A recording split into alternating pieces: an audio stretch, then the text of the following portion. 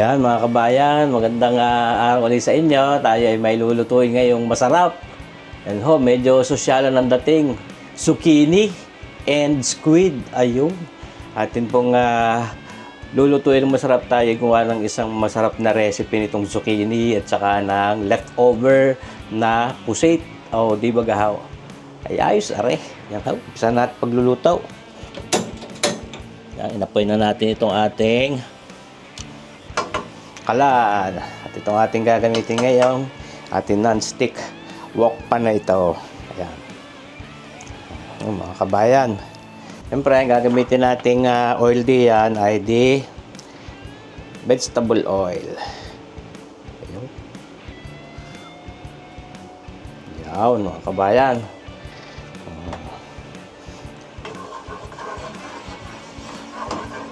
Para pwede na huwag na natin itulaw eh.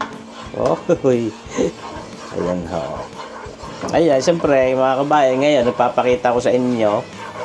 Pinapakita ko ang sarili ko sa inyo ngayon dahil ako nga ay ang ating mga cooking videos ngayon ay mas maganda doon na nakikita kung sino mismo nagluluto.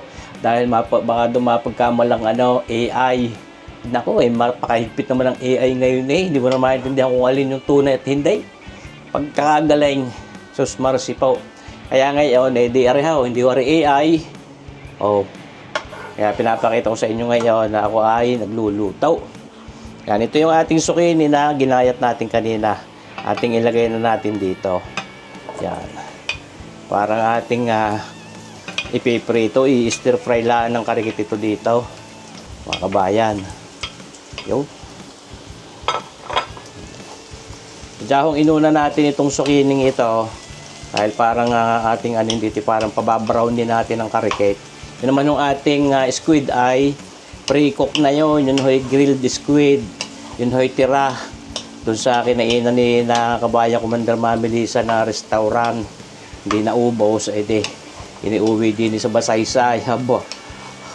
Lulutuin natin. Siyempre.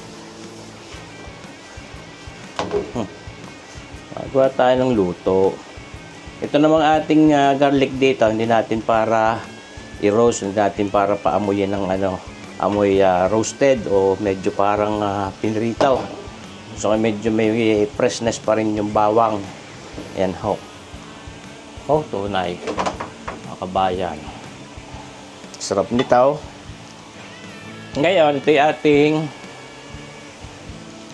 papamintahan. Yun. Marami-rami para mas masarap. Mas mabangaw.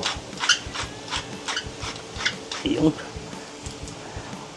Tapos atin din yang aasnan. Siyempre aasnan natin yan. Kaligit lang a pinch of salt dahil may pampalasa tayong gagamitin diyan. Okay, halo muna, halo.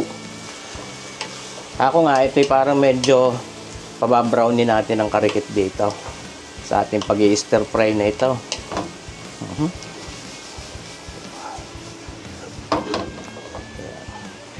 Atin dadagdagan pa ng karikit na mantika, vegetable oil at medyo kulang. Yung nice na. Healthy naman itong ating ginagamit na oil na ito dahil ito'y vegetable oil. So yan, mga kabayan.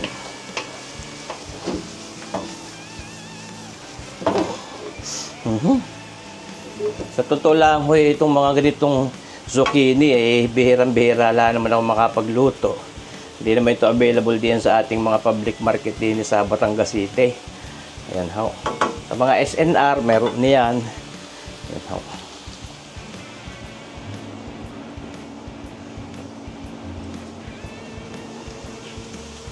Ngayon, ito yung ating gagamiting paborito nating pampasarap at pampalinamnam din. May alat din naman taglay. Itong ating extra virgin anchovy extract na ito. Sa wakas, nakakita uli ako sa supermarket. Lalagyan natin ito ng mga isang kutsarita. Yan. Yun. Baka naman mapaalat. Bango. Mga kabayan.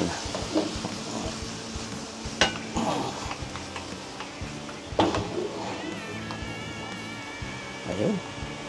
Babrownin lang natin yan ng karikit. Mahina yata ang ating. Palaksan natin ang apoy. Ngayon, pwede na natin ilagay itong ating bawang na ito. At kako nga, hindi naman ito para mag-amoy roasted o mag-amoy pinrito o sinangag. So, may freshness na dulot ang amoy ng ating garlic. Bango. Zucchini with squid. Yun. Stir-fried zucchini and leftover squid. Yun yung ating ginamit na squid dito ay pusit lambor. Yan.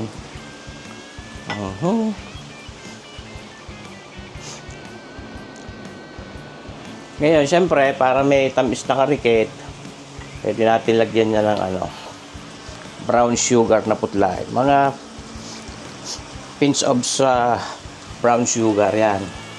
Para may karikit na sweetness. Ayun ho. Napakasarap. Ngayon, pwede na nating ilagay itong ating pusit na ito. Yan ho. Mga kabayan. Ako nga, itong ating pusit ay luto na ito. Kaya parang halos painitin lang natin ito dito. Yan. Isusutay lang natin dito ng karikit.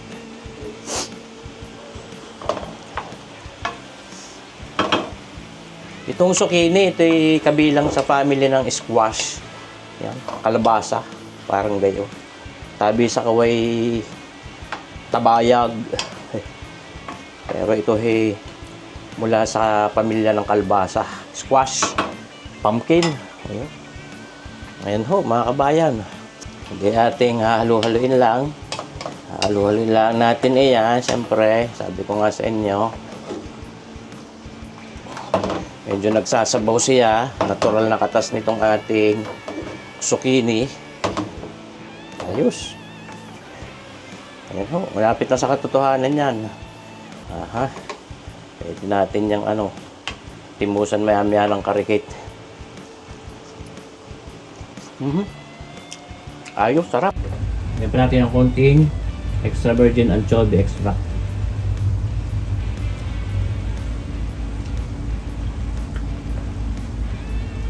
Ayos. Mga bayan. Luto na itong ating zucchini with squid. Ayan ho. Pag i-serve natin ito, may ilalagay pa tayo dito ang pampasarap lalo.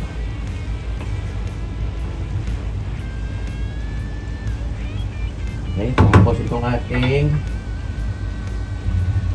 onion leeks. Ayan. Pa tanggal umay, pampasarap. Ito. Luto na itong ating zucchini with squid ni Sir Boyet. Ayan.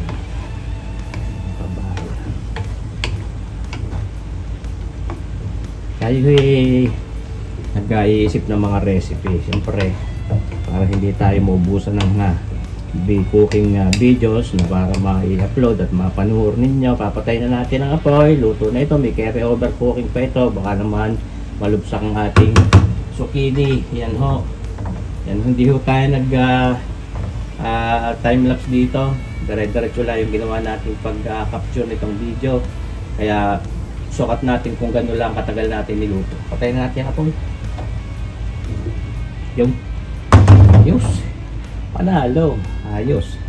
Sarap.